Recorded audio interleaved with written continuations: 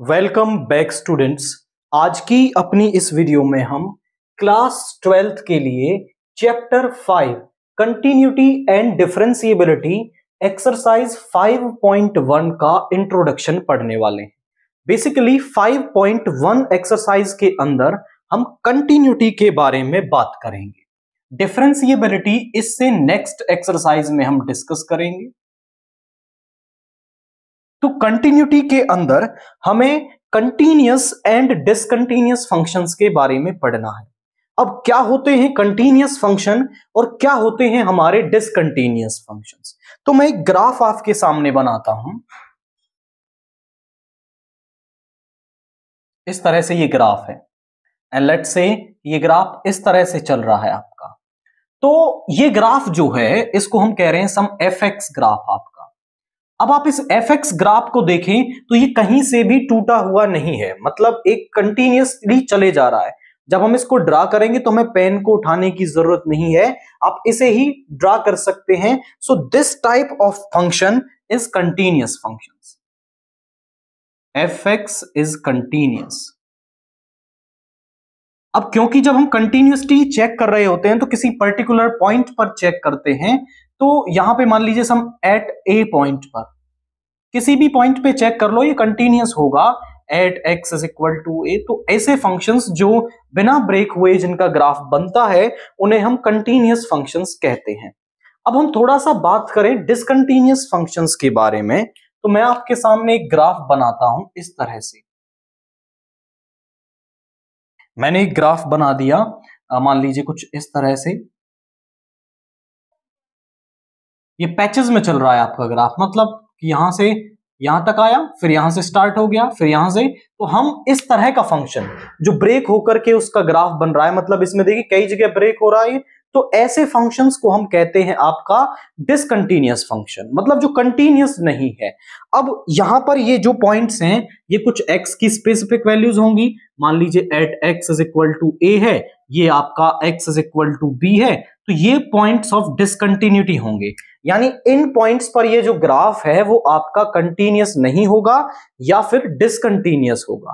तो हम कहेंगे gx is discontinuous at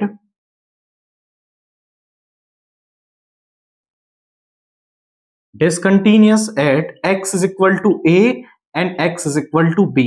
in points पर ये जो फंक्शन gx है हमारा वो डिसकंटीन्यूअस है। तो हमने देखा कि यहां पर फंक्शन जो बिना किसी ब्रेक के आपका बन रहा होता है वो कंटीन्यूअस होता है, मतलब जिसमें कोई ब्रेक पॉइंट नहीं है।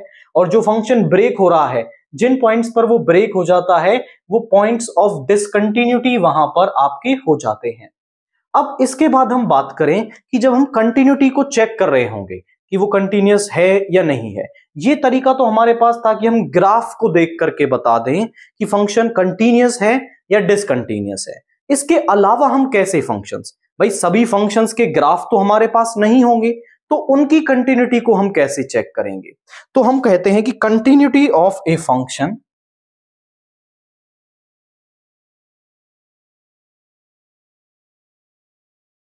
कैन बी डिटरमाइंड बाय, उसको किस तरह से डिटरमाइन किया जा सकता है, उसको डिटरमाइन किया जा सकता है आपका पहला बाय इंस्पेक्टिंग द ग्राफ, कि आप सीधा इंस्पेक्ट कर लें किसको, ग्राफ को, और फिर वहां से आप उसकी कंटिन्यूटी के बारे में बता सकते हैं। दूसरा बाय मेथड ऑफ लिमिट,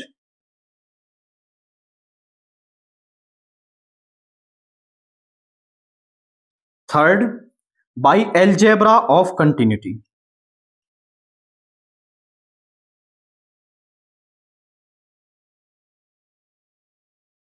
अब आप समझें इंस्पेक्टिंग द ग्राफ क्या है, कि जो भी ग्राफ आपके सामने आ रहा है या जो आप बना रहे हैं उसको देख करके बताना कि फंक्शन कंटीन्यूअस है या डिसकंटीन्यूअस है, जो एक क्वाइट इजी टास्क होता है। केवल ब्रेक पॉइंट्स देखने, कहीं से ब्रेक तो नहीं हो रहा है, और फिर हमारा जो फंक्शन है वो कंटीन्यूअस डिसकंटीन्यूअस हम बता सकते हैं।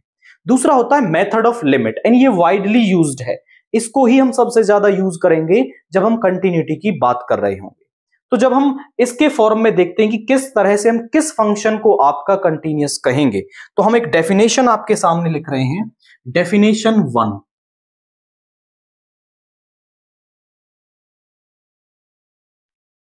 A function F x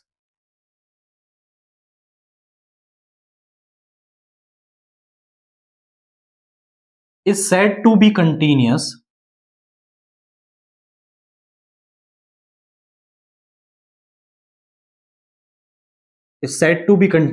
at x is equal to a if हम किसी भी फंक्शन की कंटिन्यूटी पॉइंट पर चेक करेंगे, किसी पॉइंट पर हम उसकी कंटिन्यूटी चेक करते हैं तो उसको कंटिन्यूस कहेंगे हम कब? पहला, f of a exists, मतलब फंक्शन की वैल्यू उस पॉइंट पर, जिस पॉइंट पर हम कंटिन्यूटी डिस्कस कर रहे हैं उस पॉइंट पर फंक्शन की वैल्यू एग्जिस्ट करनी चाहिए। That means value is finite, definite and real होनी चाहिए। मतलब हमें एक फाइनाइट, डेफिनिट और रियल वैल्यू हमें मिल जाती है तो हम कह देंगे कि फंक्शन की वैल्यू वहां पे एग्जिस्ट करती है। दूसरा कि यहां पर उस पॉइंट पर limit x tends to a F X, इसकी भी वैल्यू क्या करनी चाहिए? एग्जिस्ट करनी चाहिए। मतलब कि हम उस फंक्शन की x is equal to a पर लिमिट निकालें, वो एग्जिस्ट करनी चाहिए। तीसरी कंडीशन क्या कहती है? ये जो दोनों वैल्यू एग्जिस्ट कर रही हैं ये आपस में इक्वल होनी चाहिए। आई रिपीट माई वर्ड्स कि फंक्शन की वैल्यू उस पॉइंट पर एग्जिस्ट करनी चाहिए, लिमिट एग्जिस्ट करनी चाहिए और वो दोनों आपस में यदि बराबर आ जाते हैं तो हम कह देंगे कि जो फंक्शन है हमारा वो x is equal to a पर आपका क्या है? कंटिन्यूअस है। अब आप बोले सर हमें समझ में आ गया कि कंटिन्यूअस कब होता है, लेकिन ये वाली जो डेफिनेशन है वो आप कह सकते हो कि सिंपल टाइप के जो फंक्शंस होते हैं जिनमें आप सीधा वैल्यू पुट करते हैं एंड आपको वैल्यू मिल जाती है, वो इससे आपको कंटिन्यूटी के बारे में बता देंगे। लेकिन हम एक दूसरी डेफिनेशन यूज करते हैं फॉर द फंक्शंस जिनकी लिमिट हम डायरेक्टली कैलकुलेट नहीं कर पाते। डेफिनेशन 2 हमसे क्या कह रही है?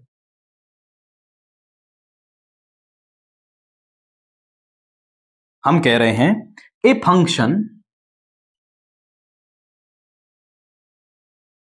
F x is said to be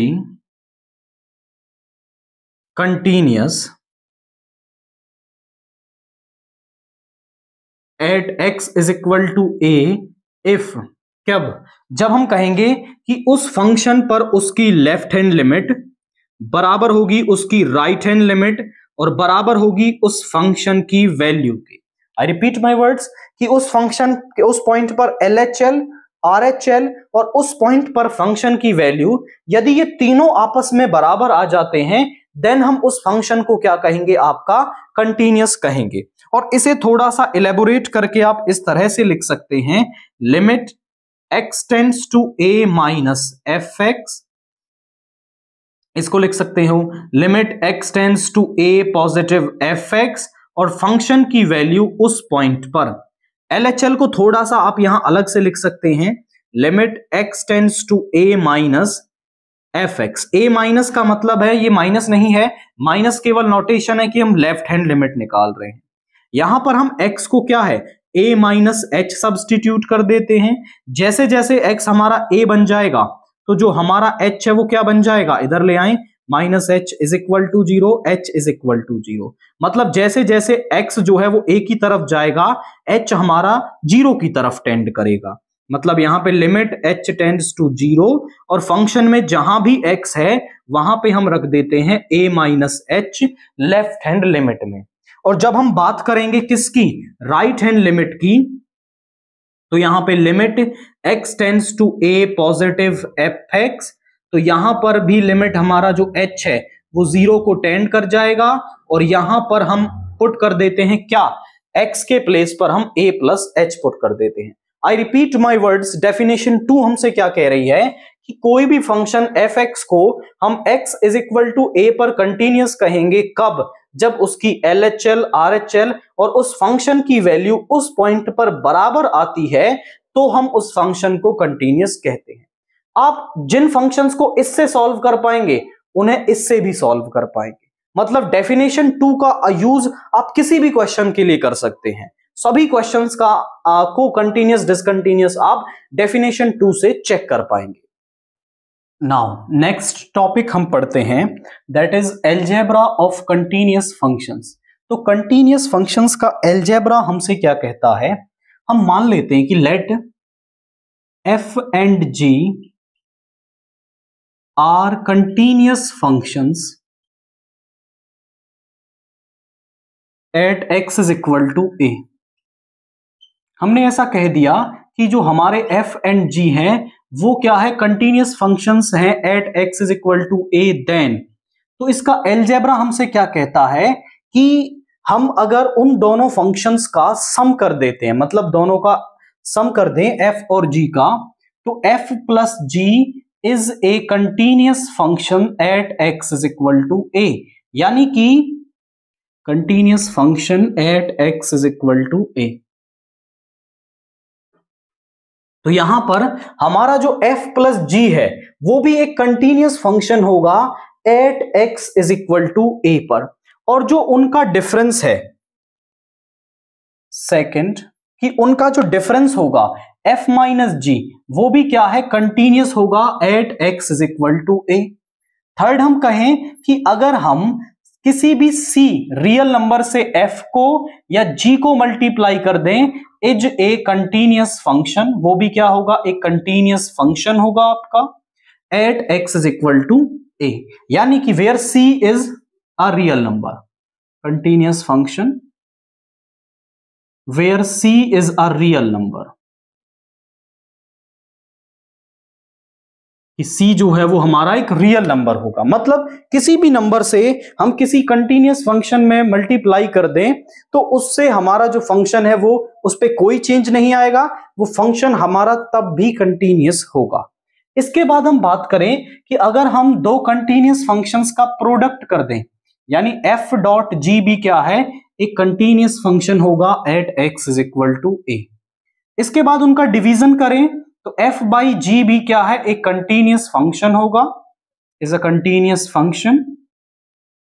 but यहां पर एक कंडीशन है कि आपका जो g है डेनोमिनेटर वाला वो a पर 0 के बराबर नहीं होना चाहिए। मतलब जो डेनोमिनेटर में पार्ट प्रेजेंट है उसकी उस पॉइंट पर वैल्यू 0 के बराबर नहीं आनी चाहिए आपकी, मतलब 0 नहीं आना चाहिए। तो अगर क्योंकि वो 0 आ गया तो डेनोमिनेटर में टर्म नॉट डिफाइंड हो जाएगी, और नॉट डिफाइंड टर्म मतलब फंक्शन नॉट डिफाइंड हो जाएगा, फिर हम कंटिन्यूटी नहीं बता पाएंगे।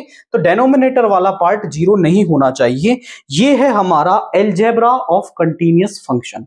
अब अगर हम board exam point of view से देखें तो एक्सरसाइज को करने के लिए हमारा इतना बेसिक सफिशिएंट है, और इसको पढ़ करके हम एक्सरसाइज को सॉल्व कर सकते हैं। बट क्योंकि यहां पर ये वाला पार्ट जो है वो कैलकुलस की स्टार्टिंग है, तो हमें सभी, कैलकुलस क्या है, स्टडी ऑफ फंक्शंस, तो हमें सभी फंक्शंस के बारे में पता होना चाहिए।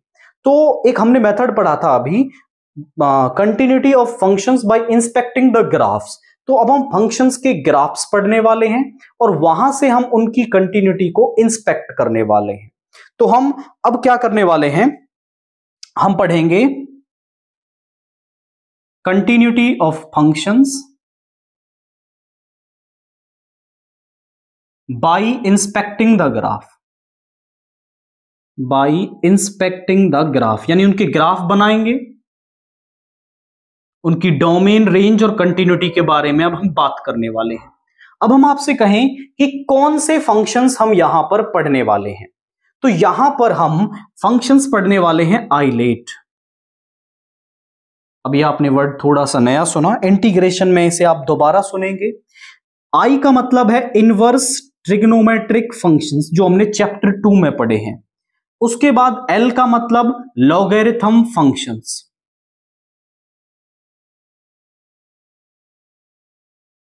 इसके बाद ए का मतलब एल्जेब्रिक फंक्शंस, एंड टी का मतलब ट्रिगोनोमेट्रिक फंक्शंस, एंड ई का मतलब एक्सपोनेंटियल फंक्शंस, ई का मतलब एक्सपोनेंटियल फंक्शंस। इन सभी फंक्शंस के बारे में हम बात करने वाले हैं। अब यहां पर सबसे पहले हम बात करेंगे एल्जेब्रिक फंक्शंस में। अब एल्जेब्रिक फंक्शंस में भी हम सबसे पहले पढ़ेंगे पॉलिनोमियल, क्योंकि हम कई टाइप ऑफ एल्जेब्रिक फंक्शंस पढ़ने वाले हैं एंड उनमें हम सबसे पहले पढ़ते हैं आपका पॉलिनोमियल्स को। अब पॉलिनोमियल्स जो हैं वो आपने पढ़ रखे हैं। पॉलिनोमियल्स कई टाइप के होते हैं। सबसे पहला polynomial constant polynomial, linear polynomial, quadratic polynomial, cubic polynomial, इन सभी को हम यहां पर पढ़ने वाले हैं। तो सबसे पहले हम पढ़ते हैं कांस्टेंट पॉलिनोमियल, जिसे हम कांस्टेंट फंक्शन कहते हैं आपका। तो सबसे पहले हम कांस्टेंट फंक्शन के बारे में पढ़ते हैं। तो क्या कहता है हमसे कांस्टेंट फंक्शन? अब आप देखिए कांस्टेंट फंक्शन। कांस्टेंट फंक्शन जैसे मैं कहता हूं f(x) is equal to c, मैं यहां पर जनरल नोटेशन c यूज कर रहा हूं, मतलब यहां पर आपका सम c की जगह पे 1 2 3 कुछ भी हो सकता है। अब fx का मतलब है y, जहां भी हम fx यूज करेंगे fx की वैल्यू मतलब y एक्सिस पर जो वैल्यू आपकी आएगी। तो यहां पर अगर मैं इसका ग्राफ बनाऊं तो हम आपसे कहें कि इसका ग्राफ क्या बनेगा। इसका जो ग्राफ है कांस्टेंट फंक्शन का, मान लीजिए सम c है यहां पर, तो c ही होगी वैल्यू, क्योंकि ये y is equal to c है, तो y is equal to c एक पैरेलल लाइन हो जाएगी parallel to x axis. This is fx is equal to c। इसका मतलब क्या है कि जब आप x की वैल्यू 1 रखोगे तो भी c मिलेगा, x की वैल्यू 2 रखोगे तो भी 3, यानी x की कोई भी वैल्यू हम इसमें इनपुट में डालते हैं तो आउटपुट हमेशा हमें c मिलेगा, क्योंकि x वहां है ही नहीं। तो जब कुछ चेंज ही नहीं होगा तो हर बार हमें वैल्यू केवल c मिलने वाली है वहां से। तो अब आप इस ग्राफ को इंस्पेक्ट करें तो आपको ग्राफ कैसा दिख रहा है? This is a continuous function, कहीं से ब्रेक नहीं हो रहा है ग्राफ आपका। सो this is a continuous function. हम कहेंगे यहां पर कि इसकी जो डोमेन है दैट इज रियल नंबर्स, कि कोई भी रियल नंबर पुट कर सकते हो, एंड इसकी जो रेंज है आपकी, रेंज आपको केवल यहां पर c मिलेगा, जो आपका कांस्टेंट फंक्शन है वही रेंज में मिलेगा। एंड हम इसकी कंटिन्यूटी की बात करें तो fx is equal to c, that means constant function is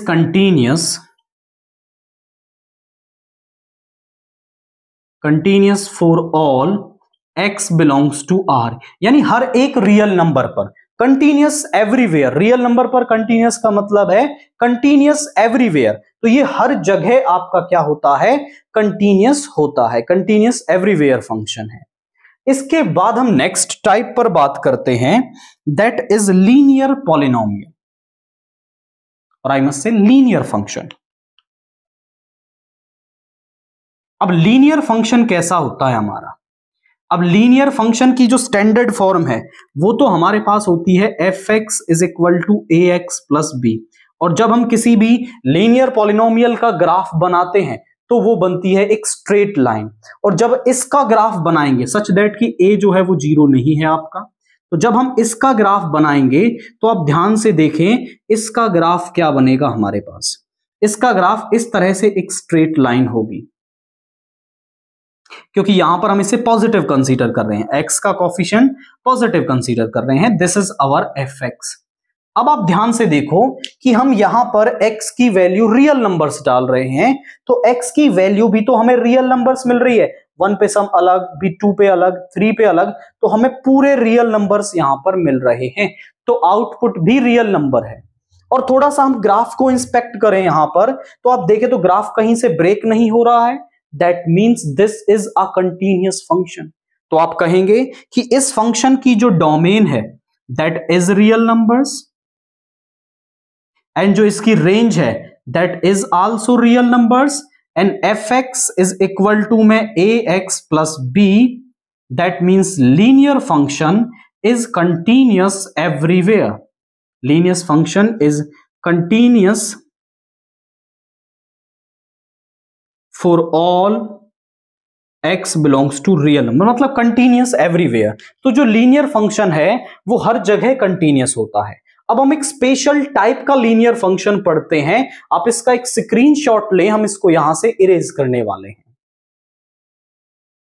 now अब स्पेशल टाइप का लीनियर फंक्शन क्या है कि जब हमारा ये जो b कांस्टेंट है ये 0 हो जाए और इस x का जो कोफिशिएंट a है आपका वो बन जाए 1, तो हमारा जो फंक्शन है वो क्या कहलाता है, उसको हम कहते हैं आपका आइडेंटिटी फंक्शन। आइडेंटिटी फंक्शन आपने पढ़ा होगा। आइडेंटिटी फंक्शन क्या बन जाएगा हमारा, fx इज इक्वल टू में c, fx is equal to sorry x, क्योंकि a तो बन गया 1, b बन गया 0, तो यहां बचा x। यानी आइडेंटिटी फंक्शन क्या है कि आप इसमें x इनपुट डालोगे तो x मिलेगा, y डालोगे y मिलेगा, z डालोगे z मिलेगा, और 1 डालोगे 1, 2 डालोगे 2। मतलब जो इनपुट उसमें डालते वही आउटपुट हमें मिलता है, दैट इज आइडेंटिटी फंक्शन। अगर हम इसका ग्राफ बनाएंगे तो इसका ग्राफ क्या बनेगा, जरा देखिए यहां पे इसका जो ग्राफ है, that will also a straight line like linear function। जब x में 1 डालोगे तो y में 1 मिलेगा, 2 डालोगे 2 मिलेगा, 3 डालोगे 3 मिलेगा। इस तरह से हमारे पास एक ग्राफ यहां पे आ जाएगा। एंड इस ग्राफ को भी देखें तो this is also a continuous function, क्योंकि कहीं से भी ब्रेक नहीं हो रहा है। और हम इसकी डोमेन की बात करें तो इसकी जो डोमेन है वो हमारे पास क्या है, रियल नंबर्स हैं। एंड इसकी रेंज की बात करें तो रेंज भी हमें यहां पर रियल नंबर्स मिल रही हैं। और fx is equal to x, that means identity function, जो आइडेंटिटी फंक्शन है वो कंटीन्यूअस होता है। Identity function is continuous for all x belongs to r। जब भी हम for all x belongs to r लिख रहे हैं, x बिलोंग्स टू r मतलब सभी रियल नंबर्स पर कंटीन्यूअस, और जब वो सभी रियल नंबर्स पर कंटीन्यूअस है इसका मतलब कंटीन्यूअस एवरीवेयर। वो जो फंक्शन है वो कंटीन्यूअस एवरीवेयर टाइप का फंक्शन हो जाएगा। इसके बाद हम नेक्स्ट टाइप पढ़ते हैं, दैट इज क्वाड्रेटिक फंक्शन। तो क्या है हमारा क्वाड्रेटिक फंक्शन, अब आप देखिए स्टैंडर्ड फॉर्म लिखता हूं, fx is equal to ax square plus bx plus में c, जहां पर a जो है वो 0 नहीं हो सकता। अब हमें सभी क्वाड्रेटिक फंक्शंस नहीं पढ़ने, हम केवल एक यहां पर एक स्पेशल केस पढ़ लेते हैं, fx इज इक्वल टू में x स्क्वेयर। fx को y कंसीडर करें, fx is equal to y, यानी जब आप इसका ग्राफ बनाएंगे तो x square is equal to y का जो ग्राफ है वो क्या बनेगा, वो एक अपवार्ड पैराबोला होगा, इस तरह से अपवार्ड पैराबोला। एंड अगर हम यहां पे बात करें तो इसकी डोमेन क्या हो जाएगी, हमारी जो डोमेन है that will be real numbers. Domain क्या होगी, रियल नंबर्स, कोई भी इनपुट आप दे सकते हैं इसमें। एंड हम इसकी रेंज की बात करें तो रेंज क्या है, स्क्वायर हो रहा है, यानी नेगेटिव वैल्यू तो नहीं मिल सकती, तो यहां पे 0 से इंफिनिटी, ज्यादा से ज्यादा छोटी वैल्यू 0 आ सकती है, उससे छोटी नेगेटिव वैल्यू नहीं हो सकती।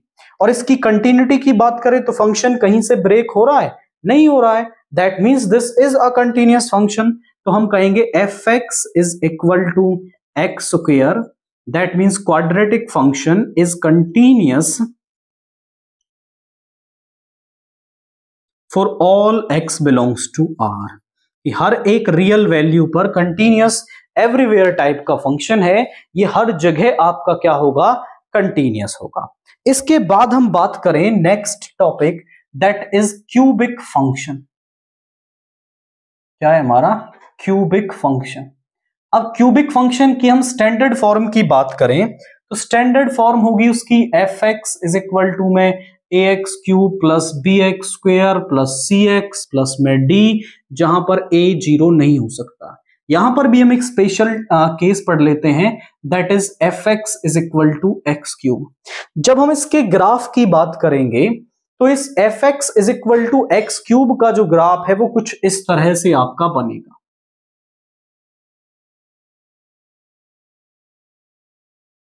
इस तरह से इसका ग्राफ यहां पर बनेगा। अब आप यहां ध्यान से देखें तो यहां पर this fx is equal to x cube कहीं से भी ब्रेक नहीं हो रहा है आपका, तो मतलब कंटिन्यूस तो है। और इसकी डोमेन की हम बात करें तो इसकी जो डोमेन है वो हो जाएगी हमारे पास रियल नंबर्स, एंड जो इसकी रेंज है that is also real numbers. And कहेंगे कि F x is equal to में X cube is continuous for all x belongs to R, यानी हर जगह ये आपका क्या होगा, कंटिन्यूस होगा। तो जो क्यूबिक फंक्शन है वो भी हमारा कंटिन्यूस यहां पर होता है। नेक्स्ट टाइप हम पढ़ते हैं दैट इज रैशनल फंक्शन। ये एक आपका एल्जेब्रिक फंक्शन है। अब क्या होता है हमारा रेशनल फंक्शन, जैसे हम कहें f x is equal to में सम एच एक्स या जी एक्स अपॉन में some h x such that कि एच एक्स 0 के बराबर नहीं आना चाहिए और जो जी एक्स और एच एक्स हैं वो दोनों ही पॉलिनोमियल्स होने चाहिए। ऐसा नहीं है कि कोई एक उनमें कुछ अलग हो सकता है। जब जी एक्स और एच एक्स दोनों आपके पॉलिनोमियल्स होंगे तो हम इस G X over H X को हम क्या कहेंगे, आपका रैशनल फंक्शन कहेंगे। फॉर एग्जाम्पल मैं ऐसा लिख देता हूं कि आपके पास F x is equal to में सम एक्स स्क्वेयर अपॉन में 10x। तो यहां न्यूमरेटर तो पॉलिनोमियल है लेकिन डेनोमिनेटर एक ट्रिग्नोमेट्रिक फंक्शन है, दैट मींस पॉलिनोमियल नहीं है। सो this is not a rational function, is not a rational function. तो ये आपका एक रैशनल फंक्शन नहीं होगा। अब एक रैशनल फंक्शन डिफाइन कैसे करेंगे, फॉर एग्जाम्पल मैं लिख देता हूं सम एक्स अपॉन में x square minus 4 is a rational function. ये क्या है, आपका एक रैशनल फंक्शन होगा क्योंकि यहां पर न्यूमरेटर एंड डेनोमिनेटर दोनों ही क्या है, हमारे पॉलिनोमियल्स हैं। जब न्यूमरेटर और डेनोमिनेटर दोनों ही हमारे क्या हो, पॉलिनोमियल्स हो, तो उस फंक्शन को हम क्या कहते हैं, आपका रेशनल फंक्शन कहते हैं। अब इसके बाद हम बात करें इसकी कंटिन्यूटी की। अब क्योंकि जो न्यूमरेटर पॉलिनोमियल है तो पॉलिनोमियल्स कंटिन्यूअस एवरीवेयर, पॉलिनोमियल्स हर जगह कंटिन्यूअस होते हैं। तो ये भी कंटिन्यूअस, ये भी कंटिन्यूअस। हमने अलजेब्रा ऑफ कंटिन्यूटी में पढ़ा कि दो कंटिन्यूअस फंक्शंस का जो आपका डिवीजन है वो भी कंटिन्यूअस फंक्शन होगा, एक्सेप्ट कि जिस पॉइंट पे वो आपका नीचे वाला डेनोमिनेटर 0 बन रहा है उस पे नहीं होगा।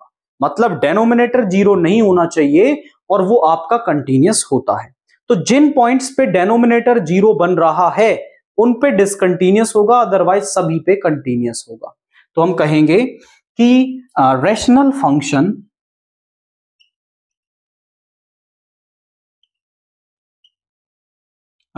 फंक्शन इज कंटिन्यूअस, या फिर मैं कहूं कि हमारा जो फंक्शन है रैशनल फंक्शन एफ एक्स जो हमने मान रखा है is continuous for all x belongs to are.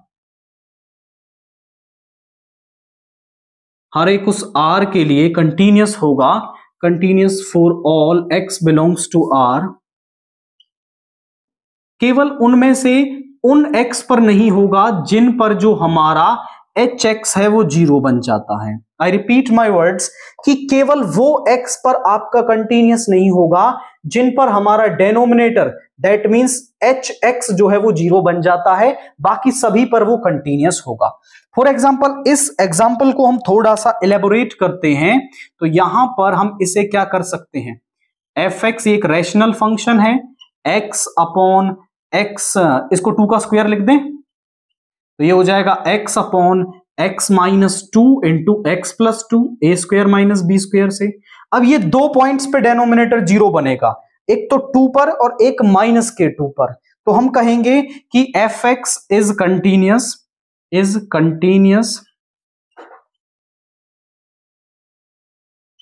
For all x belongs to r minus, कौन से 2 पॉइंट्स, एक माइनस का 2 और एक प्लस का 2, इन पर नहीं होगा, बाकी सभी रियल नंबर्स पर ये जो रैशनल फंक्शन है हमारा वो कंटिन्यूअस होगा। अब हम एक special type of rational function पढ़ लेते हैं जिसको कि हम कहते हैं आपका रेसिप्रोकल फंक्शन। इसको हम कहते हैं आपका रेसिप्रोकल फंक्शन, इसको डिनोट कैसे करते हैं? इसको हम लिखते हैं आपका fx इज इक्वल टू में 1/x सच दैट कि x है वो जीरो नहीं होना चाहिए आपका। तो fx is equal to 1/x एक रैशनल फंक्शन है और इसका नाम होता है रेसिप्रोकल फंक्शन। जब हम इसका ग्राफ बनाएंगे तो इसका ग्राफ किस तरीके से बनेगा जरा देखिए यहां पर इसका ग्राफ। अब क्योंकि यहां पर आप x का इनपुट जीरो नहीं दे सकते क्योंकि जीरो रखने पर नॉट डिफाइंड हो जाएगा, तो जीरो वैल्यू तो रहेगी नहीं। इसका जो ग्राफ है वो इस तरह से बनेगा आपका, जीरो को टच नहीं करेगा और किसी भी एक्सिस को टच नहीं करता, इस तरह से इसका ग्राफ बनता है। एंड यहां पर इस तरह से यहां पर भी आपका ये ग्राफ होगा। सो this is the graph of reciprocal function.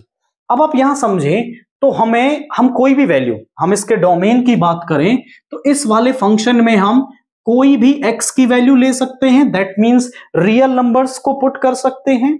And हम इसके बाद इसकी रेंज की बात करें तो इसकी रेंज में हमारे पास क्या आ जाएगा, इसके रेंज में हमारे पास हो जाएगा, यहां पर देखिए ओके एक जीरो नहीं पुट कर सकते, डोमेन में हम जीरो कहां पुट कर सकते हैं, अगर हमने जीरो पुट कर दिया तो ये नॉट डिफाइंड हो जाएगा और आउटपुट में भी आपको जीरो ही नहीं मिलेगा, यहां पर रेंज में जीरो ही नहीं मिलेगा और बाकी सभी मिल जाएगा।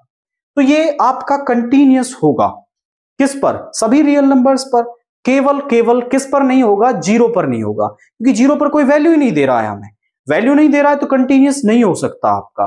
तो आप कहेंगे कि fx is equal to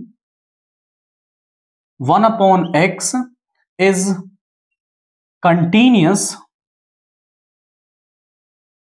for all x belongs to r minus 0। और सीधा सीधा अपना रैशनल फंक्शन वाला कंसेप्ट देखें तो डेनोमिनेटर जिस पे जीरो बन रहा है उस पर आपका कंटीन्यूअस नहीं होगा, अदरवाइज सभी पे होगा। तो डेनोमिनेटर किस पे जीरो बनेगा, जीरो पे जीरो बनेगा, तो जीरो पर कंटीन्यूअस नहीं होगा, बाकी सभी पर ये कंटीन्यूअस हो जाएगा। इसके बाद हम बात करते हैं next function, that is modulus function, quite important and इसका वाइड यूज यहां पर आपको देखने को मिलेगा।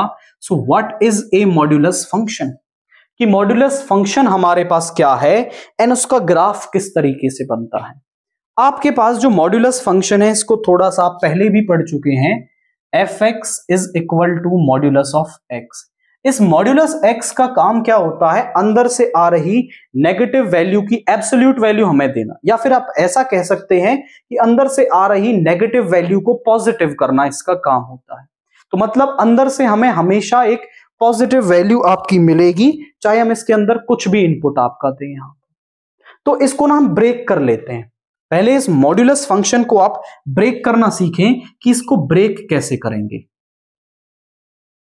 जब आपका x लेस देन जीरो होगा, मतलब हम इसमें कोई नेगेटिव वैल्यू डाल रहे हैं, तो अंदर से जैसे माइनस का 1 आ रहा है, तो इस -1 को पॉजिटिव बनाने के लिए हम बाहर एक माइनस साइन लगा देंगे तो ये प्लस का 1 बन जाएगा, यानी जब x लेस देन जीरो है तो ये हो जाएगा -x। अब आप x की जगह कोई भी नेगेटिव वैल्यू डाल दो, ये उसको पॉजिटिव कर देगा, ये वाला माइनस साइन।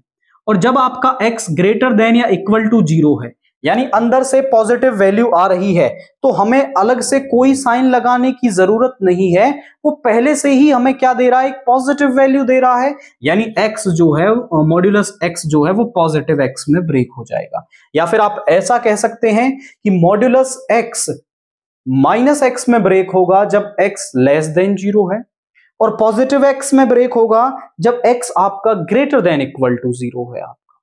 और जब हम इसके ग्राफ की बात करेंगे तो इसका ग्राफ किस तरीके से बनेगा जरा चेक करें। इसका ग्राफ आप किस तरह से बनाएंगे, 1 2 3 1 2 3 -1 -2 -3। जीरो पर तो जीरो वैल्यू मिलेगी, जब x को 1 लोगे तो y भी 1 मिलेगा, x को 2 तो y भी 2 मिलेगा, x को 3 तो y भी 3 मिलेगा हमें। इस तरह से इसका ग्राफ जाएगा। यहां पे 3 को थोड़ा, जब x को -1 रखेंगे तो y हमें 1 मिलेगा, x को -2 रखेंगे तो y हमें 2 मिलेगा, x को -3 रखेंगे तो y हमें 3 मिलेगा, यानी इस तरह से ग्राफ इसका बनेगा, वी शेप ग्राफ इसका बनेगा। क्योंकि आप देखो x की वैल्यू आप कोई भी यहां पे डाल सकते हैं, कोई भी रियल नंबर डाल सकते हैं, लेकिन जो y है, जो fx है, वो हमेशा हमें एक पॉजिटिव वैल्यू मिलेगी, क्योंकि मॉड्यूलस उसको पॉजिटिव कर देगा। तो हम इसके डोमेन की बात करें तो जो इसका डोमेन है वो होगा रियल नंबर, और जो इसकी रेंज है, रेंज हमें मिलेगी पॉजिटिव नंबर्स यानी 0 टू इंफिनिटी। हमें नेगेटिव नंबर्स यहां पर नहीं मिल सकते आपके। और ये जो फंक्शन है वो हर जगह कंटीन्यूअस होगा। fx is equal to modulus x is continuous for all x belongs to r। हर एक उस x के लिए जो रियल नंबर से बिलोंग करती है, ये जो हमारा फंक्शन है वो आपका क्या होगा, कंटीन्यूअस होगा। So you can say modulus function is a continuous everywhere function. Next type पढ़ते हैं हम, that is greatest integer function. अब क्या होता है ग्रेटेस्ट इंटीजर फंक्शन, कैसे काम करता है, जरा समझे। इसका नाम तो है ग्रेटेस्ट इंटीजर फंक्शन, बट ये आपका क्या है, हमेशा हमें एक लोअर वैल्यू देता है। इसको डिनोट कैसे करते हैं, fx इज इक्वल टू, इस तरह से बॉक्स में बंद होगा स्क्वायर ब्रैकेट्स के अंदर, that is greatest integer function of x। अब ये कैसे काम करता है, पहले थोड़ा ये समझते हैं कि अगर मैं इसके अंदर वैल्यू रखता हूं 2.1, तो 2.1 किसके बीच में है, 2 और 3 के बीच में इंटीजर्स के, तो उनमें छोटा इंटीजर क्या है 2, तो इसकी वैल्यू हो जाएगी 2। हमें ये इंटीजर वैल्यू देगा, 2.2 रखोगे तो भी वैल्यू 2 मिलेगी, अप टू 2.9 तक सभी की वैल्यू 2 मिलेगी, और 3 की वैल्यू मुझे मिल जाएगी 3। यानी अगर इसमें आप इंटीजर वैल्यू डेसिमल वाली वैल्यू रखते हैं तो फिर चेक करें कि किन दो इंटीजर्स के बीच में है, और उनमें छोटे वाली वैल्यू को आप प्रीफरेंस देते हैं, इस तरह से। अब अगर मैं इसका ग्राफ बनाऊं तो वो कैसा बनेगा, थोड़ा केयरफुली देखेंगे कि किस तरह से मैं इसका ग्राफ बना रहा हूं।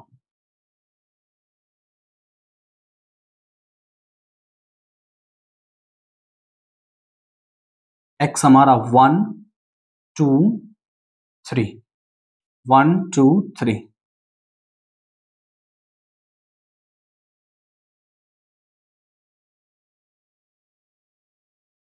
एंड यहां पर भी थोड़ी हम डिस्टेंस मेंटेन करते हैं।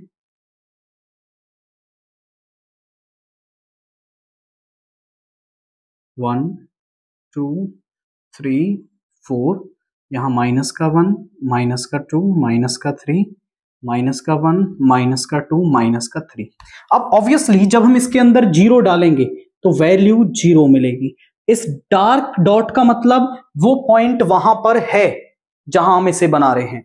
इंक्लूडेड, इसका मतलब है इंक्लूडेड है वहां पर, और इस वाले पॉइंट का मतलब है नॉट इंक्लूडेड, वो वाला पॉइंट वहां पर जो है वो वैल्यू वहां पर इंक्लूडेड नहीं है। अब मैं बात करूं कि 1 से बड़ी और 1.9 तक सभी के लिए मुझे क्या मिलने वाली है वैल्यू, यहां पर आपका सॉरी, पहले हम 0 से बात करें, 0 से 0.9 तक सभी के लिए मुझे क्या वैल्यू मिलने वाली है, 0 मिलने वाली है, यानी y की वैल्यू 0 होने वाली है। और y की वैल्यू 0 कहां होती है, x एक्सिस पर। तो यहां से और यहां तक सभी के लिए मुझे क्या मिलने वाला है, 0 मिलने वाला है, और 1 को हमने इसमें इंक्लूड नहीं किया है क्योंकि 1 पर वैल्यू अलग मिलेगी। तो 0 से और 1 से छोटी सभी वैल्यूज के लिए हमें क्या है, 0 मिल रहा है। हमने डार्क कर दिया ना इसको, ये लाइन बना दी, तो सभी के लिए 0 मिल रहा है। लेकिन जब हम बात करेंगे 1 की, तो 1 पे मुझे मिलेगा क्या, 1। तो मैंने देखिए 1 के ऊपर क्या बनाया, डार्क बनाया, मतलब 1 के लिए वैल्यू मुझे 1 मिल रही है। 1 से बड़ी और 1.9 तक मुझे सबके लिए 1 मिलेगी, यानी 1 से और 1.9 तक सभी के लिए मुझे क्या मिलेगी, आपकी 1 वैल्यू मिलेगी। और यहां 2 उसमें इंक्लूडेड नहीं है क्योंकि 2 पर अलग वैल्यू होगी। 2 पर वैल्यू क्या होगी, 2 पर वैल्यू आएगी 2, यानी यहां पे डार्क डॉट बनाएंगे। 2 से बड़ी और 2.9 तक की सभी वैल्यू के लिए मुझे 2 मिलेगी y वैल्यू, तो यहां से यहां तक सभी के लिए 2 होगा, और 3 उसमें इंक्लूडेड नहीं है। 3 पर वैल्यू 3 आएगी, एंड इस तरह से 4 तक जाएगा। इस तरह से ये ग्राफ चलेगा आपका, दैट इज यहां पे स्टेप्स टाइप दिखाई देंगे। जब हम बात करेंगे -1 से 0, -1 से 0, तो -1 से 0 -1 से 0 आपका 0 से छोटी वैल्यूज तक, तो सभी के लिए मुझे क्या मिलेगा, -1 मिलेगा क्योंकि छोटा इंटीजर यही है। तो -1 तक की सभी वैल्यूज के लिए मुझे यहां पे -1 मिलेगा और ये 0 इसमें इंक्लूडेड नहीं है, यहां पर ये वाला पॉइंट इसमें इंक्लूडेड नहीं होगा। इसके बाद -2 से बात करेंगे हम, तो -2 पर माइनस का 2 मिलेगा और -2 से -1 तक सभी के लिए मुझे मिलेगा -2, क्योंकि इनमें उल्टा होता है, -2 छोटा होता है। -3 से मुझे मिलेगा यहां पे -3 और यहां पे आपका ये वैल्यू इसमें इंक्लूडेड नहीं है। आई होप आपको ये फंक्शन का ग्राफ क्लियर हुआ है कि एटलीस्ट हमने ग्राफ किस तरह से बनाया। तो यहां पे जो डार्क डॉट है उसका मतलब वो पॉइंट वहां इंक्लूडेड है, अदरवाइज वो पॉइंट वहां पर इंक्लूडेड नहीं है।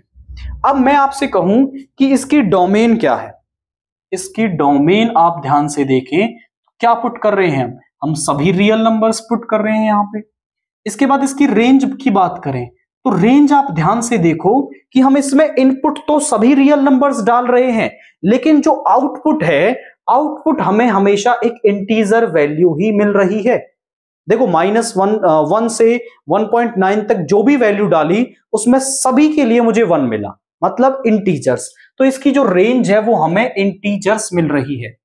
एंड हम बात करें इसकी कंटिन्यूटी के बारे में, देखिए 1 से और 1.9, 1 से बड़ी सभी वैल्यूज और 2 से छोटी सभी वैल्यूज, यानी 1 से बड़ी 2 से छोटी, सभी पर क्या है, कंटीन्यूअस है, कहीं भी ब्रेक नहीं आ रहा। ब्रेक कहां पे आया, देखिए 1 पर फंक्शन ब्रेक हुआ है, यहां पे 2 पे फंक्शन ब्रेक हुआ है, यहां पे 3 पे फंक्शन, -1 पे फंक्शन, -2 पे फंक्शन, -3 पे फंक्शन। यानी जो फंक्शन है वो ब्रेक किस पे हो रहा है, ब्रेक हो रहा है आपका इंटीजर वैल्यूज पर। यानी इंटीग्रल वैल्यूज पर ये जो फंक्शन है वो डिसकंटीन्यूअस होगा, और जो नॉन इंटीग्रल वैल्यूज हैं, यानी जो डेसिमल वाली वैल्यूज हैं, सभी पर कंटीन्यूअस है, कोई ब्रेक नहीं आता कहीं पर भी। तो आप कहेंगे कि fx इज इक्वल टू, ये बड़ा इंपॉर्टेंट है from board exam point of view, fx is equal to greatest integer function is continuous for non integral values, यानी जो वैल्यूज नॉन इंटीग्रल होंगी, यानी डेसिमल वाली होंगी, सभी पर कंटीन्यूअस होगा। And fx is equal to में module greatest integer function of x is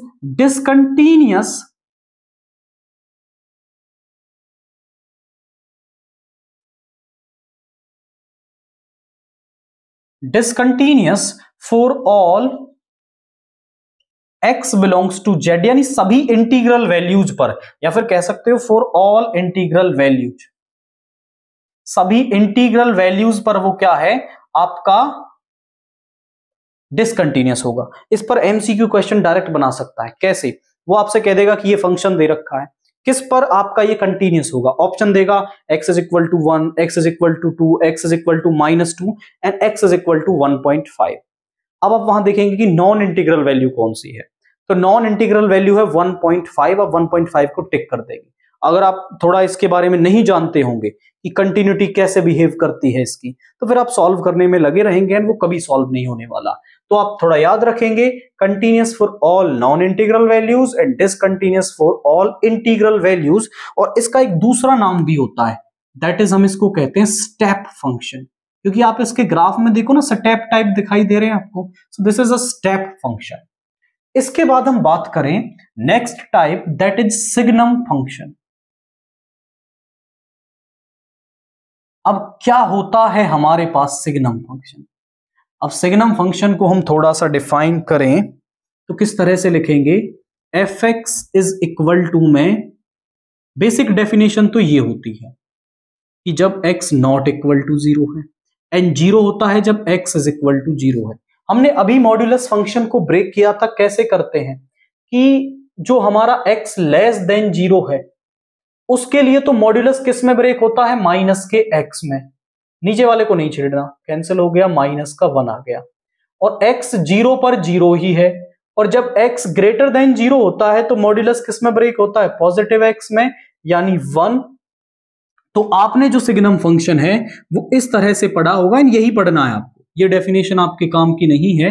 -1, x is less than 0, x is equal to 0 पर 0, x इज ग्रेटर देन 0 और यहां पे आ गया 1। ये आपने सिग्नम फंक्शन पढ़ा होगा और इन वैल्यूज के लिए मैं इसका ग्राफ बनाता हूं एंड आफ्टर दैट फिर हम इसकी कंटिन्यूटी को देखेंगे।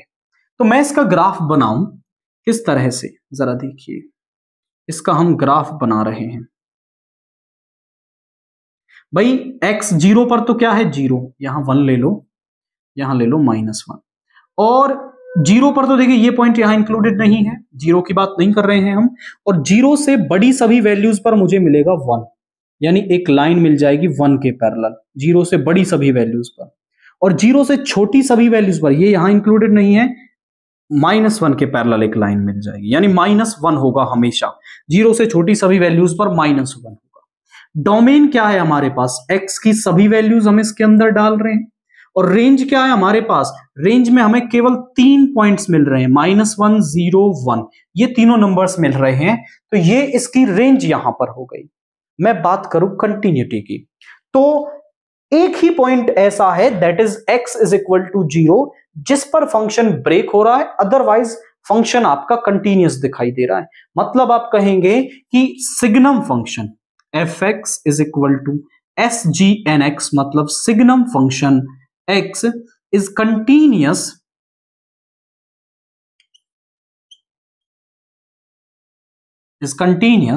for all x belongs to r minus 0, यानी r-0 उसमें इंक्लूडेड नहीं है, 0 पर ये डिसकंटीन्यूअस होता है, उसके अलावा ये हर जगह फंक्शन आपका क्या है, कंटीन्यूअस होता है। नाउ अब हम पढ़ते हैं ट्रिगोनोमेट्रिक फंक्शंस के बारे में। हम सभी एल्जेब्रिक फंक्शंस को पढ़ चुके हैं, अब हम पढ़ेंगे ट्रिगोनोमेट्रिक फंक्शंस।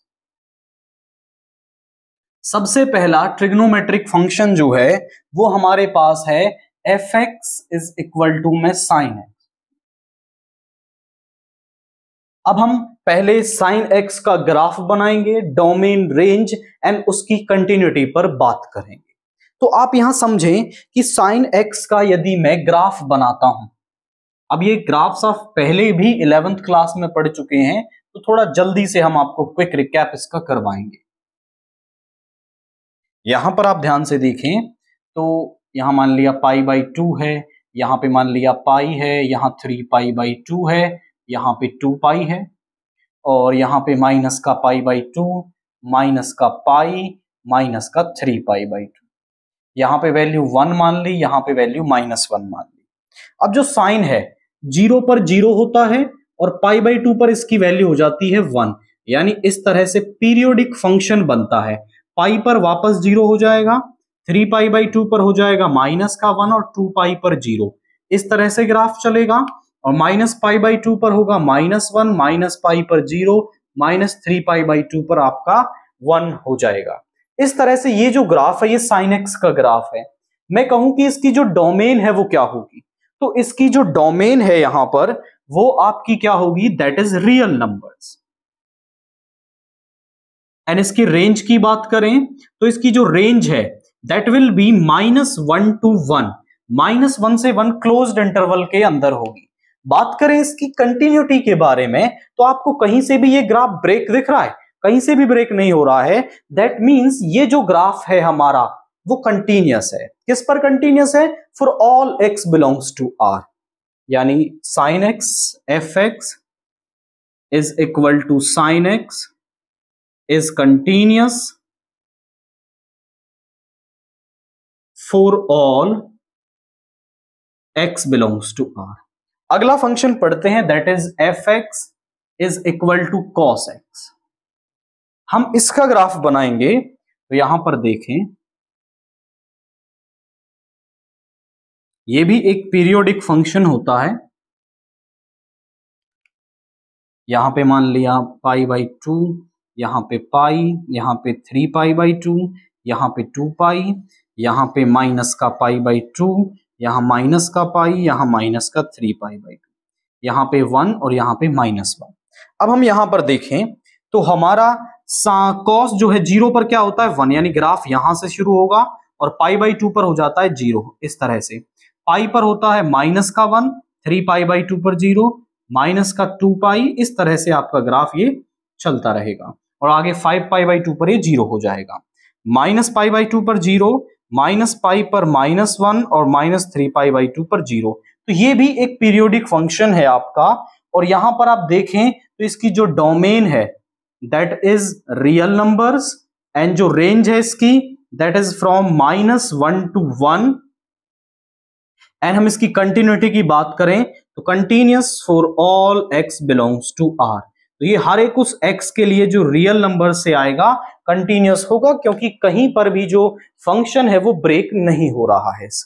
तो इसके बाद हम पढ़ते हैं अगला function that is fx is equal to में 10x। अब यहां थोड़ा सा केयरफुली आप देखेंगे कि fx is equal to 10x, इसे मैं लिख सकता हूं sin x upon cos x। अब इसकी जब हम डोमेन की बात करें तो भाई 10x की जो डोमेन है वो क्या होगी, मतलब डोमेन जो वैल्यू हम यहां रख सकते हैं एंड जिन पर हमें फंक्शन कोई वैल्यू दे, नॉट डिफाइंड ना बने। तो आप यहां ध्यान से देखें, जिन पर cos x 0 होगा वो इसके डोमेन में नहीं होंगे। और cos x 0 किस पर हो रहा है, ध्यान से देखें, cos x 0 हो रहा है पाई by 2, 3 pi by 2, 5 pi by 2, minus pi by 2, -3 pi by 2, यानी odd multiples of pi by 2 पर। यानी सभी रियल नंबर्स होंगे और उनमें से odd multiples of pi by 2 आप वहां से हटा देंगे तो आपका जो इसकी डोमेन है वो मिल जाएगी। यानी कि पाई बाई 2, 3 पाई बाई 2, इन पर हमें फंक्शन की वैल्यू नहीं मिलेगी, ये डोमेन का पार्ट नहीं है, इन पर फंक्शन नॉट डिफाइंड हो जाएगा। तो जब हम इसका ग्राफ बनाएंगे थोड़ा केयरफुली देखेंगे, क्योंकि कुछ अलग सा ग्राफ इनका साइन कॉस से बनता है। ध्यान से देखें,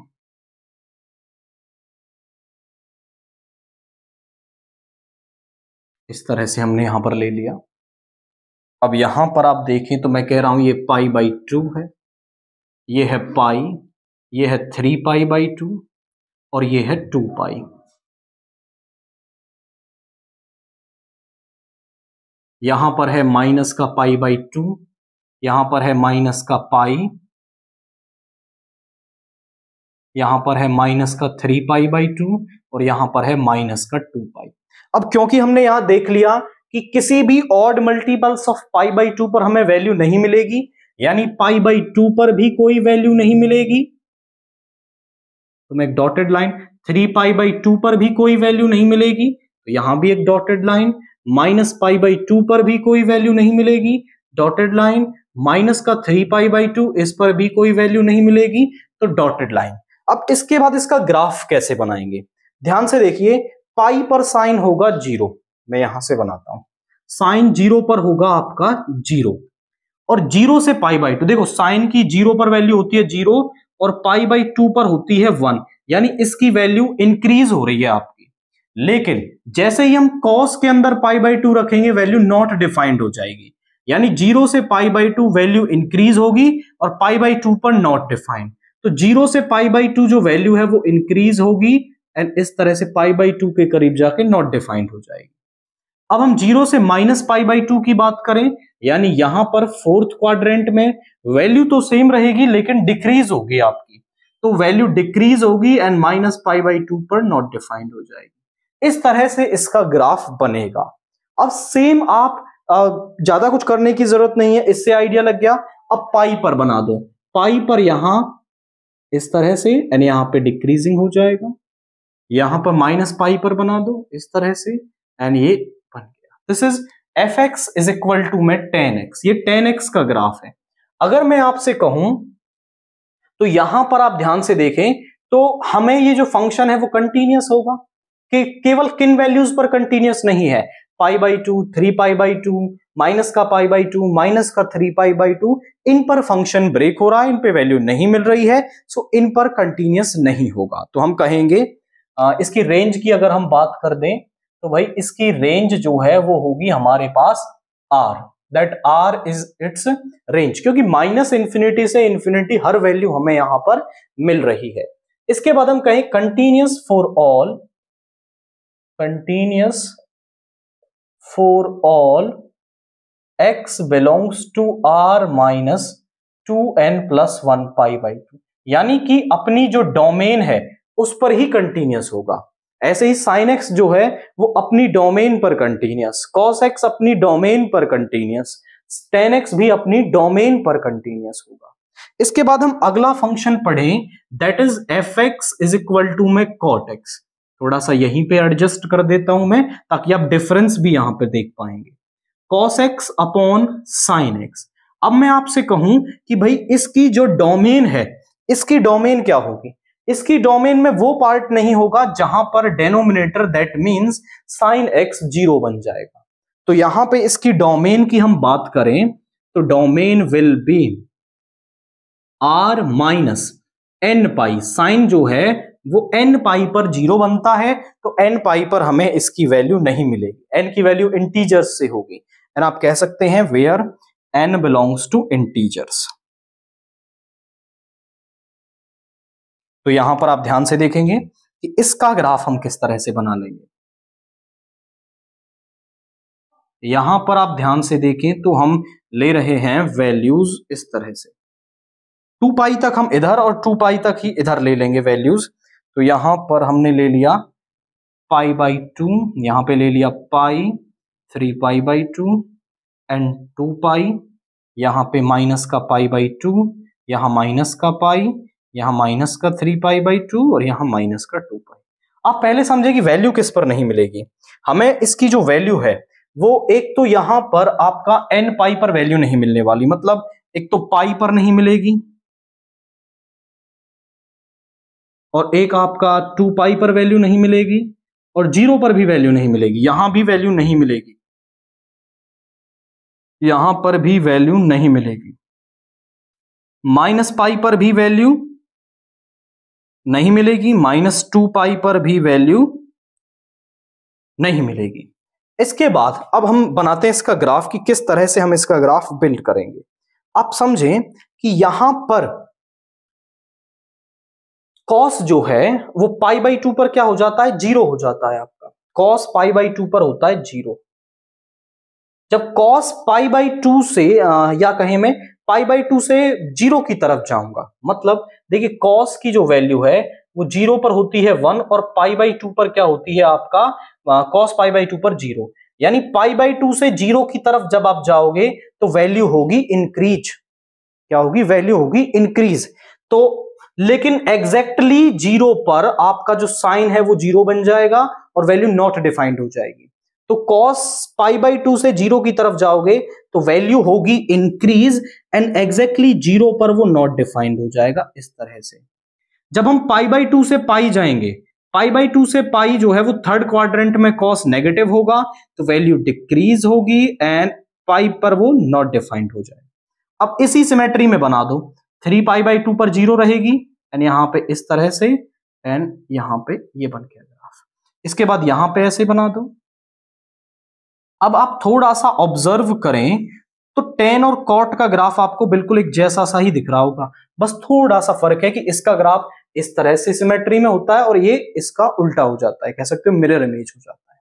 तो यहां पर हम इसके डोमेन तो हमने यहां पर लिख लिया, हम इसकी रेंज की बात करें तो इसकी जो रेंज है वो क्या हो जाएगी? इसकी जो रेंज है that will be real numbers, all real numbers are its range and continuous for all. कहां पे ब्रेक हो रहा है?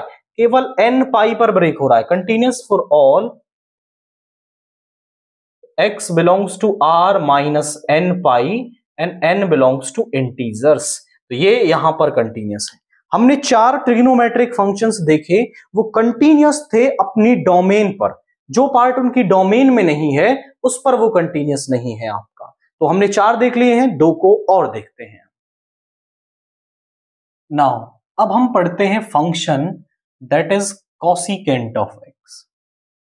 कॉसिकेंट ऑफ x को मैं लिख सकता हूं 1 अपॉन साइन x। अब हम इसकी डोमेन की बात करें तो इसकी जो डोमेन है उसमें केवल वो वाला पार्ट नहीं होगा जिन पर साइन x 0 बनता है, और साइन x 0 किस पर बनता है आपका? वो बनता है n पाई पर, n बिलोंग्स टू इंटीजर्स। अब आप यहां ध्यान से देखें तो इसकी रेंज क्या होगी? इस कॉसिकेंट x फंक्शन की रेंज क्या होगी? देखिए ऊपर तो आपका क्या है? 1 प्रेजेंट है, ऊपर तो प्रेजेंट है 1, नीचे वैल्यू आएगी -1 से 1 क्लोज्ड इंटरवल, वैल्यू इसके अंदर ही होने वाली है। तो यहां पर आप ध्यान से देखें कि जब मैं डेनोमिनेटर में आपका वैल्यू लूंगा -1 से 0, देखिए अगर मैं यहां पे -1 रखता हूं तो वैल्यू मुझे मिल जाएगी -1, और जब मैं यहां से माइनस की कोई वैल्यू रखता हूं, मान लीजिए 1 अपॉन माइनस का 0.0001, तो यहां पे 1 2 3 4 5 1 2 3 4 5 ये वैल्यू मुझे मिल जाएगी। यानी कि मैं ऐसे देखिए पॉइंट लगाकर कितनी बड़ी वैल्यू बना सकता हूं, वैल्यू -इन्फिनिटी तक मुझे मिलेगी, माइनस की वैल्यू मिल जाए तो -1 से -इन्फिनिटी तक वैल्यू मिलेगी जब मैं -1 से 0 के बीच की वैल्यू रखूंगा। अब 0 से और 1 के बीच की वैल्यू रखते हैं, जब मैं यहां 1 रखूंगा तो वैल्यू मुझे मिल जाएगी 1, और जब मैं यहां से कोई मान लीजिए 1 अपॉन यही सेम वैल्यू पॉजिटिव साइन के साथ रखोगे तो ये पॉजिटिव इन्फिनिटी तक की वैल्यूज मिलेंगी। तो 1 से इन्फिनिटी इसका यूनियन, या फिर इसे आप ऐसा लिख सकते हो R माइनस, देखिए यहां पर आपका -1 से -इन्फिनिटी और 1 से इन्फिनिटी, यानी सभी रियल नंबर्स हैं, केवल आपका -1 से 1 के बीच वाले नहीं है, -1 और 1 इसमें है, क्योंकि देखिए ओपन इंटरवल लगाया है तो वो है, उनके बीच के नंबर्स यहां पर नहीं प्रेजेंट हैं। That will be the range of this particular function. अब इसके बाद हम बनाते हैं इसका ग्राफ, कि इसका ग्राफ कैसे बनेगा, थोड़ा सा केयरफुली देखेंगे। यहां पे मैं ले लेता हूं आपका दैट इज π/2, यहां पे ले लेता हूं पाई, 3π/2 एंड 2π, यहां पर माइनस का π/2, माइनस का पाई, माइनस का 3π/2 एंड यहां माइनस का 2π। अब ध्यान से देखें तो वैल्यू किस पर नहीं मिलेगी, वैल्यू 0 पर भी नहीं मिलने वाली है, यहां पे इस पे आप डॉटेड बना सकते हो, पाई पर वैल्यू नहीं मिलेगी, 2π पर वैल्यू नहीं मिलेगी, -π पर नहीं मिलेगी एंड माइनस के 2π पर भी वैल्यू नहीं मिलेगी। दूसरा, जब हम y की वैल्यू या फंक्शन की वैल्यू निकालेंगे तो वो -1 से 1 के बीच में भी नहीं होगी, यहां 1 यहां -1, यहां अपनी कोई वैल्यू नहीं आने वाली। π/2 जब रखेंगे sin π/2 होता है 1, यानी यहां पे ये हो गया 1, थोड़ा केयरफुली देखिएगा, साइन 0 पर होता है 0 और π/2 पर होता है 1, यानी जब π/2 से हम 0 की तरफ जाएंगे तो वैल्यू होगी डिक्रीज, वैल्यू होगी डिक्रीज आपकी। अब ध्यान से देखो, डेनोमिनेटर में पार्ट प्रेजेंट है, साइन एक्स की वैल्यू जितनी डिक्रीज होगी, देखिए 1 के नीचे मैं रखता हूं 0.1 तो यहां पे आ जाएगा 10, अगर मैं 1 के नीचे 0.5 रख दूंगा तो मुझे मिलेगा आपका दैट इज 10/5 यानी कि 2, छोटा नंबर मिल रहा है। तो अगर हमारा डेनोमिनेटर के नीचे वाला पोर्शन छोटा हो रहा है तो ओवरऑल वैल्यू इंक्रीज होगी। तो यहां पे π/2 से पाई जा रहे हैं तो साइन की वैल्यू डिक्रीज हो रही है, बट इसकी वैल्यू क्या हो रही है, इंक्रीज हो रही है। और यहां पे π/2 से पाई जाएंगे तो इसकी वैल्यू भी आपकी क्या होगी, डिक्रीज होगी, और इंक्रीज यहां पर ये इस तरह से ग्राफ बनेगा। सिमिलरली आप यहां पे ले सकते हैं इसे, 3π/2 पर होगी -1 और ऐसे ग्राफ बन जाएगा। यहां पर बना सकते हो एक बार ऊपर एक बार नीचे ग्राफ, यहां पर इस तरह से ये किसका ग्राफ बन गया, कोसिकेंट एक्स का ग्राफ बन गया। डोमेन मिल गई, रेंज मिल गई, कंटिन्यूअस है किस पर, for all x belongs to r minus n pi such that n belongs to integers, इन सभी पर ये क्या है आपका कंटिन्यूअस है, यानी कि कोसिकेंट x अपनी डोमेन में क्या होता है, कंटिन्यूअस आपका होता है।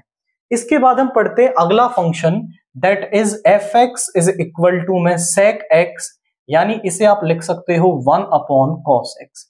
जब बात करें हम इसकी डोमेन की तो इसकी डोमेन क्या हो जाएगी, डोमेन सभी रियल नंबर्स, बस वो नहीं जिन पर कॉस आपका क्या होता है 0 होता है, कॉस 0 होता है 2n + 1 π/2 पर, n बिलोंग्स टू इंटीजर्स।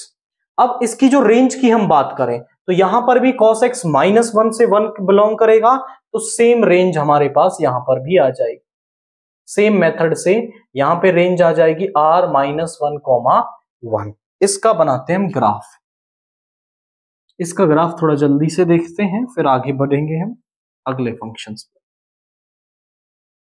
यहां देखिए, यहां पे π/2 ले लिया, यहां पे पाई, 3π/2 ले लिया, यहां पे 2π, यहां पे माइनस का π/2, यहां पे माइनस का पाई, एंड यहां पे माइनस का 3π/2 ले लिया, यहां माइनस का 2π, एंड यहां पर आपका हो गया 1, यहां पे हो गया माइनस का 1। इसके बाद हम बात करें तो ध्यान से देखिए, किस पिक्स पर वैल्यू नहीं मिल रही है? हमें वैल्यू नहीं मिलेगी π/2 पर, 3π/2 पर, माइनस के π/2 पर, माइनस के 3π/2 पर, इन पर हमें कोई भी वैल्यू नहीं मिलने वाली। अब बनाते हैं इसका ग्राफ। कॉस जो है वो जीरो किस पर होगा? जब मैं कॉस जीरो की बात करूंगा तो 1 हो जाएगा, तो वैल्यू मुझे मिलेगी यहां पे 1। और इसका ग्राफ ना बिल्कुल इसके जैसा होता है, यहां मिल गया, इधर इंक्रीजिंग, एंड π/2 पर ये 0 बन जाएगा, इंफिनिटी की तरफ टेंड कर जाएगा इस तरह। अगला कॉस पाई पर होता है -1, इस तरह से ग्राफ बन जाएगा। यहां पे आपका यहां आ जाएगा माइनस का 1, इस तरह से ग्राफ बन जाएगा। तो ये यहां पे थोड़ा इसकी क्लोज बनाना, आप इसे इस तरह से क्लोज होते चला जाएगा यहां पर भी। तो ये है हमारा सीकेंट ऑफ एक्स का ग्राफ। कंटिन्यूअस है, बट किन पॉइंट्स पर कंटिन्यूअस नहीं है?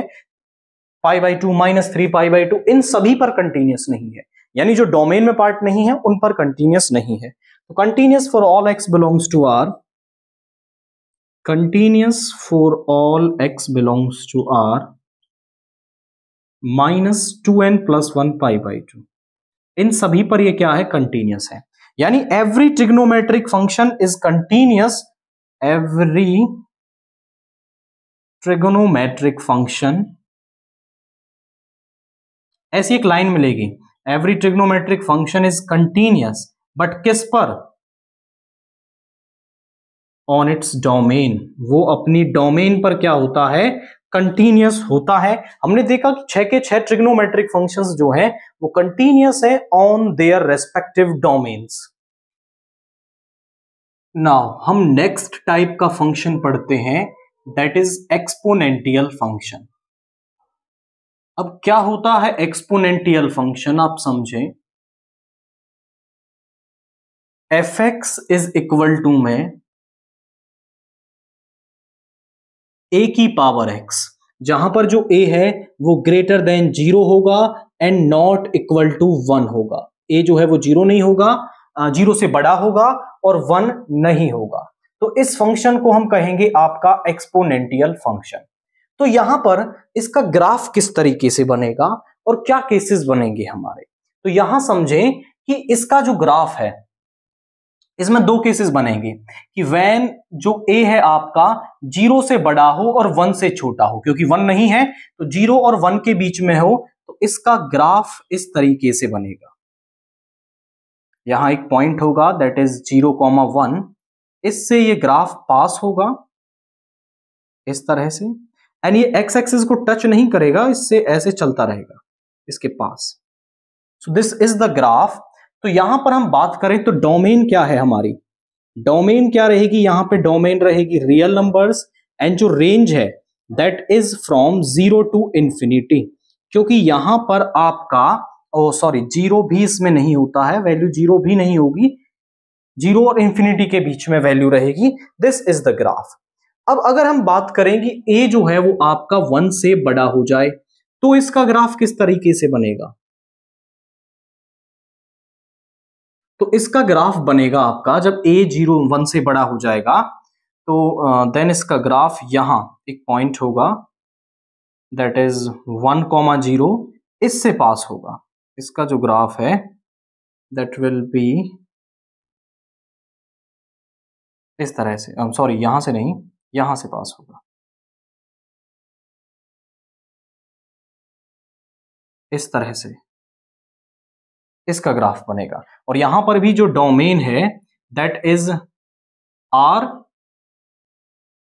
And range is 0 to infinity। और हम कहीं कंटिन्यूटी की तो continuous for all x belongs to R, हर एक x के लिए क्या होगा, कंटिन्यूस होगा। इसके बाद नेक्स्ट टाइप का फंक्शन है दैट इज लॉगरिथम फंक्शन।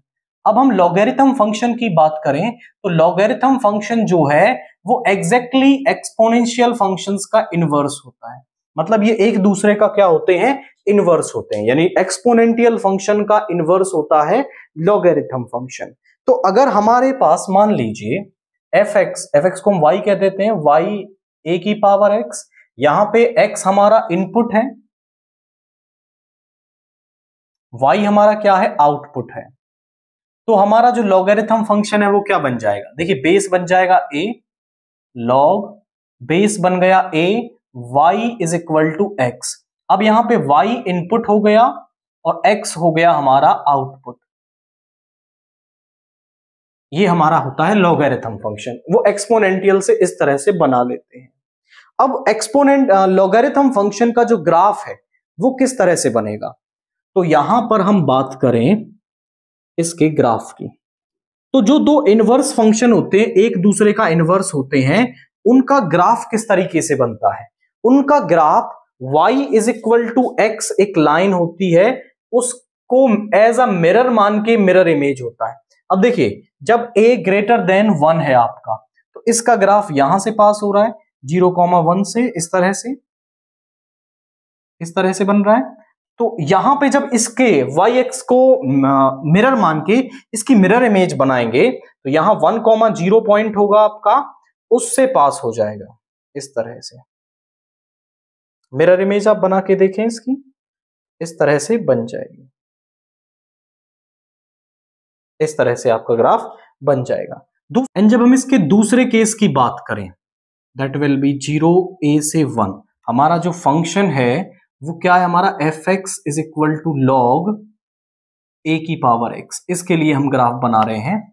तो जब a आपका ग्रेटर देन 1 था तो ग्राफ इस तरह से बन रहा है, और जब जो a है वो 0 से 1 के बीच में होगा तो इसका ग्राफ किस तरीके से बनेगा, जरा चेक करेंगे यहां पर। Then the graph will pass through this point and यहां से इस तरह से इसका ग्राफ बन जाएगा, यहां इसके करीब होता चला जाएगा। So that will be the graph. तो हमने एक्सपोनेंशियल फंक्शन, ये एग्जैक्टली में इसकी ही मिरर इमेज यहां पर बनेगी क्योंकि ये एक दूसरे का इनवर्स है। तो यहां पर हमने एक्सपोनेंशियल फंक्शन को पढ़ा, लॉगरिथम फंक्शन को पढ़ा और उनके ग्राफ्स भी यहां पर समझ लिए हैं। तो हमने आइलेट में, हमने स्टार्टिंग में बताया था आइलेट, एक्सपोनेंशियल फंक्शंस पढ़ लिए, ट्रिग्नोमेट्रिक पढ़ लिए, एल्जेब्रिक पढ़ लिए, लॉगरिथम पढ़ लिए। आप बोले सर इनवर्स रह गए। अब इनवर्स ट्रिग्नोमेट्रिक फंक्शंस के जो ग्राफ हैं उस पर हम एक डिटेल्ड लेक्चर सेकंड चैप्टर में बना चुके हैं। अगर आपको इनवर्स ट्रिग्नोमेट्रिक फंक्शंस के ग्राफ पढ़ने हैं तो उसे आप यहां क्लिक करके या फिर सेकंड चैप्टर के प्लेलिस्ट में जाकर के देख सकते हैं। अब सेम ट्रिग्नोमेट्रिक फंक्शंस की तरह जो इनवर्स ट्रिग्नोमेट्रिक फंक्शंस हैं, मैं लिख रहा हूं शॉर्ट में, ITF फंक्शंस आर कंटिन्यूअस